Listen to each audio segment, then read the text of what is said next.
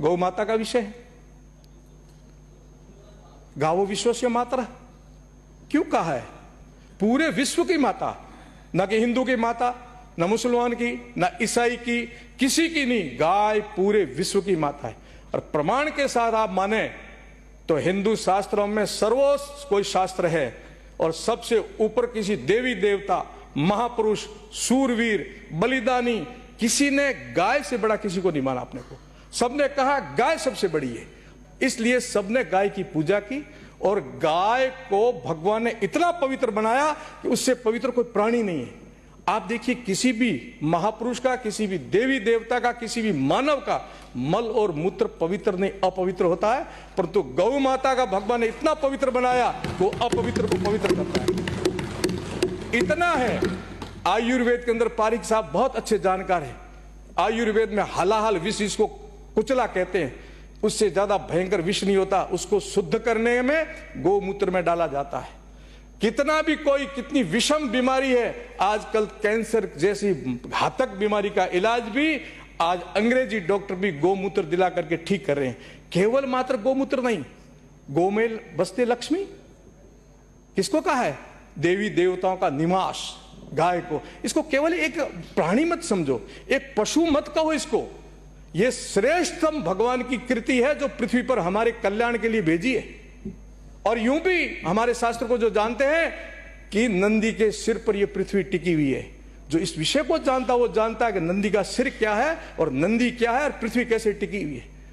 इसलिए गो में वसते लक्ष्मी, क्या मतलब हुआ? गोबर में लक्ष्मी, लक्ष्मी माता का निवास गोबर में बता दिया। उपवास करेंगे, अभी श्रवण जी तो चले गए, साधु महात्मा के नाम पर भी उपवास कर रहे थे। अरे गुरु में श्रद्धा नहीं रखते हो आप लोग। अरे बाबा आया बिगाड़ दिया, बाबा के एक दो मोदी बाबू आ गए, एक योगी आ गए, एक राजस्थान में फिर बाबा आ गए हैं, कांग्रेस में बाहर निकाल दिया, लाइन लेटर लोग। नहीं, संत सबका भाव है मेरे प्रति। मुझे बहुत प्रेम से मैं कह रहा हूं, ये सामने बैठी लोबी है ना, मैं जब घूमता हूं मुझे बहुत आदर सम्मान देते। मैं भी आपके लिए मंगल कामना करता हूं।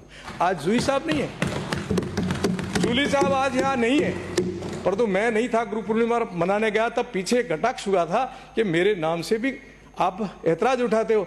मैं तो आज जूली साहब, आप तो है नहीं, पर आपकी कुर्सी की तरफ अंकित करके कहता हूं कि आपको मैंने हंसता हुआ देखा है, आपका चेहरा हंसता हुआ देखा है। मैं आपको हंसते हुए देखना चाहता हूं, परंतु आपके नाम में मैं एक सुधार करना चाहता। आप जूली है नहीं, आप जूही है, जो एक खुशबू देंगे हम सबको प्रतिपक्ष में बैठ करके। ये भाव रहना चाहिए हमारे अंदर, ये भाव रहना चाहिए। एक दूसरे का आदर करेंगे, अपने आप करेंगे, अपना अपना आदर करेंगे। मैं कह रहा था गो में बसते लक्ष्मी, गोबर में लक्ष्मी। हाँ है, गोबर में लक्ष्मी। कैसे हैं? यदि गोबर हम हमारी मातृभूमि के चरणों में, मां भगवती जमीन के चरणों में चढ़ाएंगे तो क्या कहते हैं? माता भूमि पृथ्वी अहम माता भूमि पुत्रो अहम पृथ्व्या। हे मां भूमि, मैं तेरा पुत्र हूं। वो मां है हमारी, गौ माता और भूमि माता।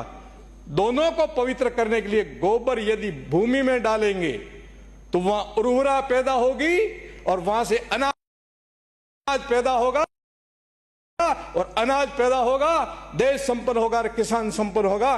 तब जाकर के कहा गो में वसते लक्ष्मी, गोबर में लक्ष्मी। इसलिए अब तुलनात्मक अध्ययन कर लीजिए आप। आज हम लोग क्या कर रहे हैं? डीएपी, यूरिया, पेस्टिसाइड डाल करके भूमि माता को हमने बीमारू माता कर दिया है। पंजाब का हालत देख लीजिए आप, जहां ऐसा डाला, गंगानगर, हनुमानगढ़, हम लोगों ने इस भूमि के अंदर उर्वरा को शक्ति ज्यादा करने के लिए डीएपी, यूरिया डाल के उसको बीमार किया और अपने स्वास्थ्य को भी बीमार किया। मेरा एक सुझाव है सभापति महोदय, आपके माध्यम से माननीय मंत्री जी से, कि जिस प्रकार डीएपी, यूरिया पर सब्सिडी देते हैं, कौन पोषक होंगे?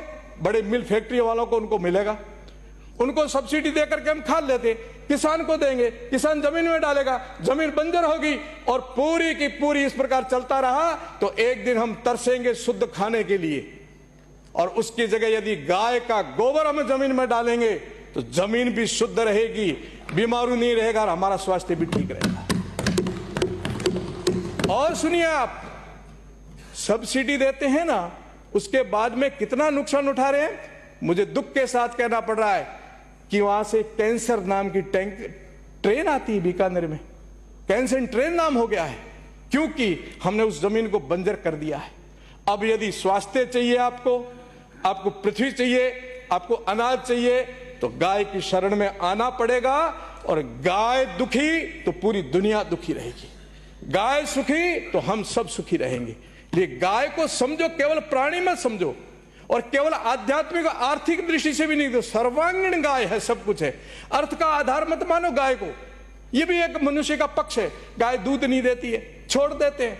पहले तो जय घोष करते गौ माता की जय, और जैसे ही गाय बीमार हुई, गाय ने दूध देना कम किया, वो ही हमारे पास आते गौशाला में लेकर के, गाय को रख लो। क्यों भाई, दूध तो आपने पिया, और अब गौशाला की शरण में क्यों जाते हैं? तुम्हारी माँ की सेवा करते, इसकी भी सेवा करो। मेरा इतना ही निवेदन है आपको कि गाय के निकट जाओगे, जिस प्रकार से एक सिद्ध साधक संत के पास बैठने से ध्यान लगता है, ठीक ऐसे गौ माता के पास उनकी आंखों में जाके देखना, आप ठीक, आपका ध्यान लगेगा। गौ माता के हाथ घुमा देना ऊपर, आपकी बीपी ठीक हो जाएगी, आपके अंदर सात्विक भाव आएगा, आपके अंदर एनर्जी आएगी, नकारात्मक भाव निकलेगा। तो गौ माता को समझो, गौ माता की सेवा करो। कुछ मेरे सुझाव है, मुझे सभापति में थोड़ा समय देना, थोड़ा और मैं धृष्टता करूं, मुझे क्षमा करें, मुझे विश्वास है, मुझे विश्वास में आपकी बात समाप्त। नहीं, मैं 1 मिनट में तो मेरी बात पूरी। मेरा विश्वास है कि कांग्रेस वाले भी मेरा समर्थन करेंगे, मुझे बोलने का साथ देंगे, और ये भी मुझे बोलने का साथ देंगे। धन्यवाद आपका बहुत।